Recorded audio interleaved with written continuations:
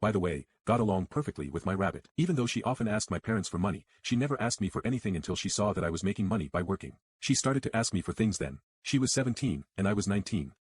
I would sometimes give her money, but only for things that seemed useful. I talked to her about buying a winter coat, but one time I gave her money, I realized she hadn't bought what I asked for and had spent it all on cigarette packs. I told her I would never give her money again. One Tuesday, she knocked on my door asking for $20, saying our parents wouldn't give it to her. I obviously refused. As I did, she started getting angry. She spent all her time at home while I was working. I had a little rabbit named Chico for 3 years. I was very attached to him, having watched him grow and taking care of him every day. Before I started working, he was one of my great comforts. When I returned from one of my assignments, I saw his cage open in my room. I wondered what had happened.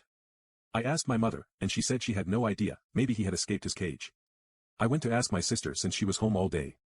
She simply told me she had sold him to one of her friends to buy packs of cigarettes. I think I almost fainted, she had no limits.